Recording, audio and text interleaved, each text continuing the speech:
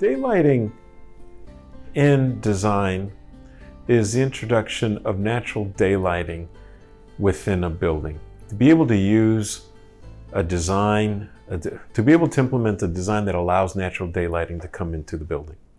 And I think that is the right thing to do for any building, to be able to use natural daylighting. But it's important to be able to use it properly so that you are getting the daylight, but you also are not increasing the heat exposure within the building. You know, I think that it's counterproductive to be able to introduce daylight but then you have a building that's generating a lot of heat and it's uncomfortable to its users. So there needs to be a balance within the design process to be able to consider the proper ways to design a building. For example, a north-facing building, you don't have direct daylight exposure, but you do have diffuse light that comes from the north and still allows daylighting to come in. You know, light comes, from up above through the use of clear stories or skylights, where it's indirect light and diffuse light possibly as well, to be able to expand the daylight within the building. There's been some new technology being used, like light tubes, for example. They're not that new. I mean, 10, 20 years old perhaps, but also those are very, very efficient in being able to bring in natural daylighting into a building.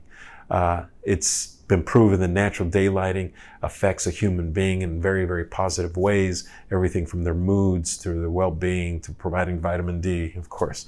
It's important to be able to incorporate this into every design.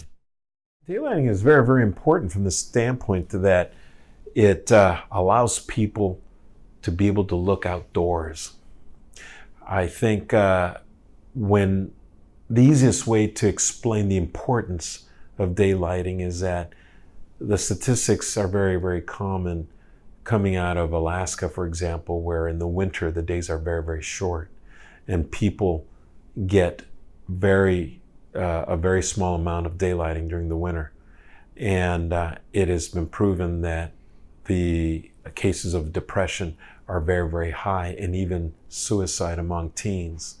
A lot of this has been connected to the lack of exposure of daylight, of natural daylight. So that is obviously a very, very visual, very graphic example of how the lack of daylighting can affect a human being. If you are able to imagine what it's like for children to be out on the beach in the summer, outdoors, you be able to see how healthy it is to be able to have human beings exposed to daylighting. In the same way, when you are within a building and you have big windows and you'll be able to look outside, it does something to your mood to be able to make you feel better, to be able to look outside. It is very well known that in the built environment, it's very well known in the business environment that when people are able to have daylighting coming in, they are more productive. So there are a lot of health reasonings behind having natural daylighting coming into the building. It's the right thing to do. Some of the simplest ways of bringing natural daylighting is to use windows. The most amount of windows as possible is really the easiest way to bring natural daylighting. Of course, there's other ways like skylighting, clear stories, high windows, bay windows. There are just so many other ways that you can bring in natural daylighting. Of course, I've also mentioned the use of light tubes. Light tubes are a tremendous way of bringing in natural daylighting.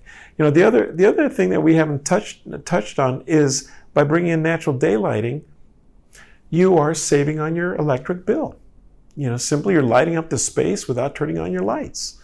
So that is also a way to be able to not only be able to save on your electric bill, but also in conserving our natural resources. It's simple as that.